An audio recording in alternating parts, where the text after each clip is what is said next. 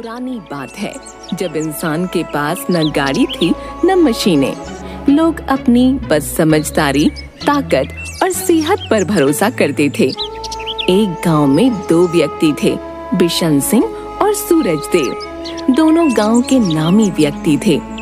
गांव में होने वाली प्रत्येक प्रतियोगिता, चाहे वह मनोरंजन के लिए हो या बुद्धिमानी और शक्ति प्रदर्शन के लिए, हमेशा बिशन ही जीतता। चाहे सूरज जितनी भी मेहनत कर ले, पर वह हर बार दूसरे नंबर पर ही रह जाता। इसका मलाल उसे हमेशा रहता था। अब दोनों की उम्र हो गई थी, बच्चे बड़े हो गए थे। बिशन का बेटा इंदर बचपन से ही कमजोर और नाजुक था, जबकि सूरज का बेटा भीमा उससे अधिक हट्टा कट्टा था। जाने कैसा बेटा मिला है, मेरा तो नाम ही डुबो दिया इसने। बाबा, मैंने तो कुछ नहीं किया। आप क्यों इसे सुनाते रहते हैं? अगर ये आपकी तरह मजबूत नहीं है तो इसमें इसका क्या कसूर है? इसका ये कसूर है कि ये मेरा बेटा है। अगर किसी और के घर पैदा होता तो लोग मेरा मजाक नहीं उड़ाते। न जाने मुझे कौन से कर्मों की सजा मिली है।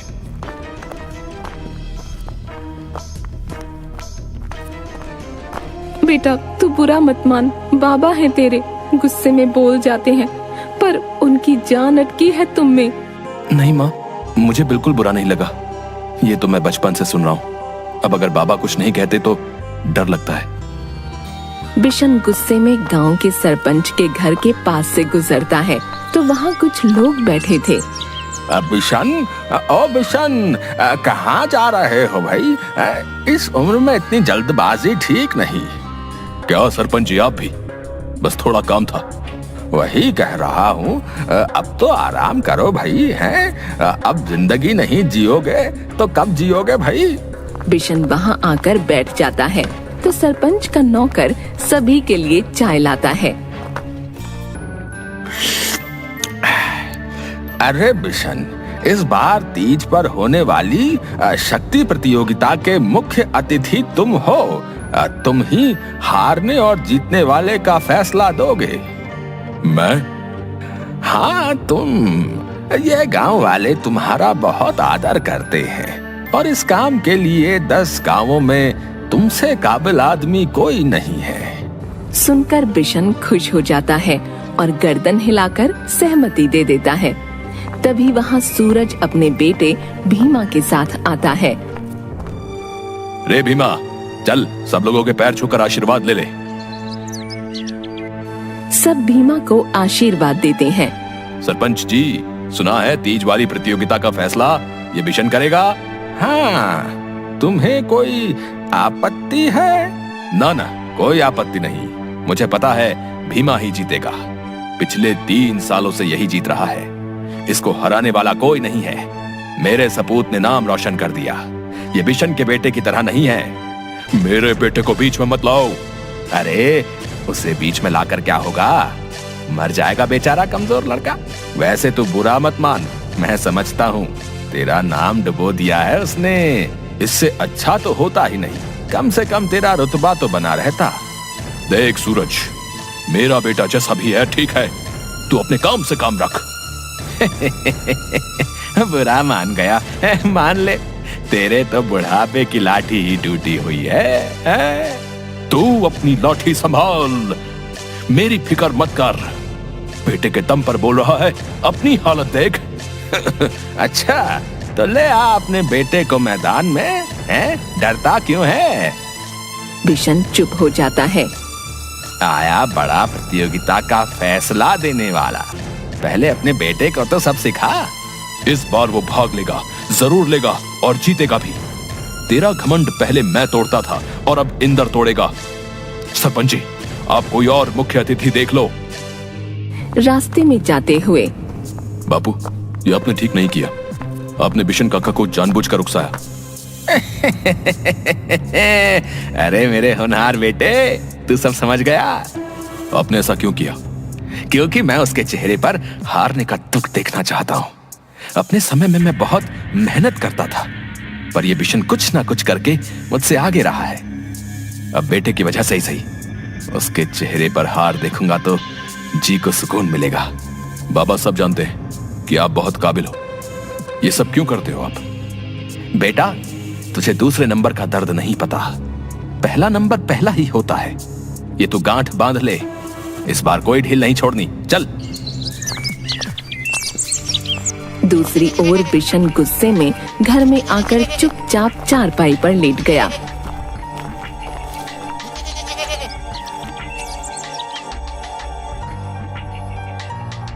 उसकी पत्नी बहुत पूछती है पर वह नहीं बताता।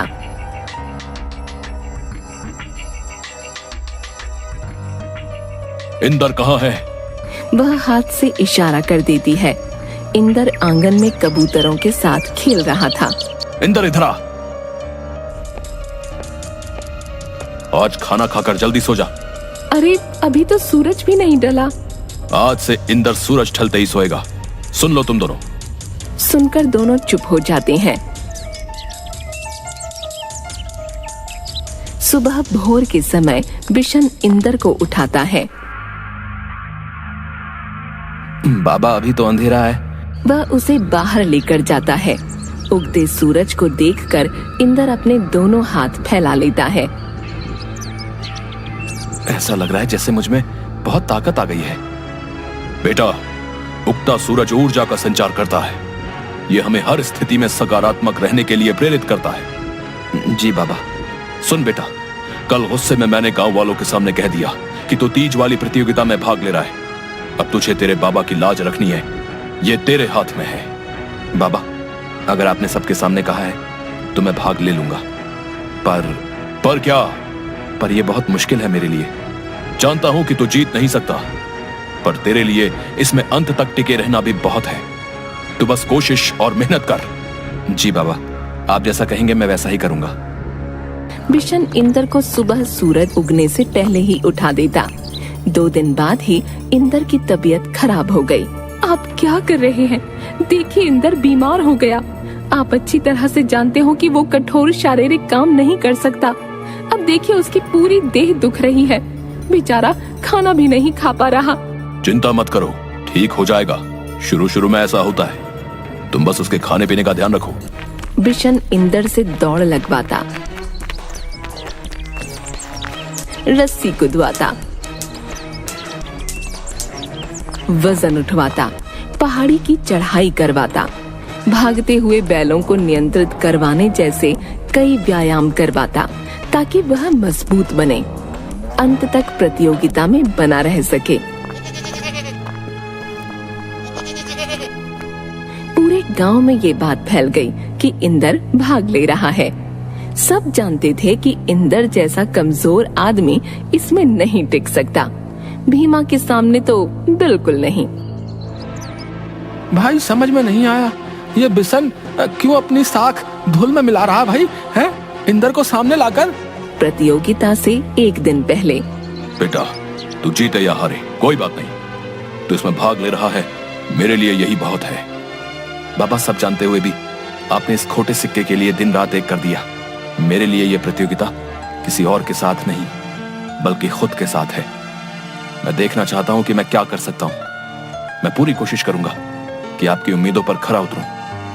तीज वाले दिन प्रतियोगिता में भीमा ने हरी और इंदर ने पीली धोती पहनी। चारों ओर लोग ही लोग खड़े थे। प्रतियोगिता प्रारंभ हुई।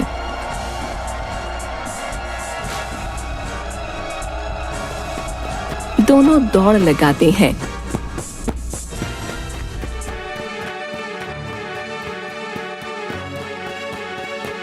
तब आगे एक बड़ा बकरियों का झुंड पूरे रास्ते को घेर कर खड़ा था। भीमा उन्हें हटाने लगा, पर इंदर उन्हें हटाने के बजाय उनके बीच में से निकल गया।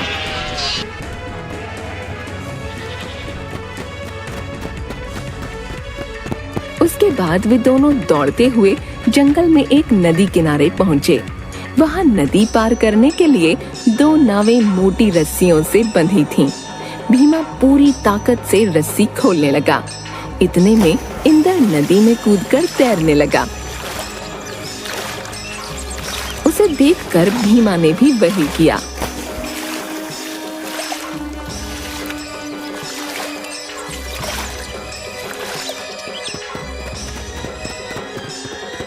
उसे पार करके आगे एक छोटी पहाड़ी थी।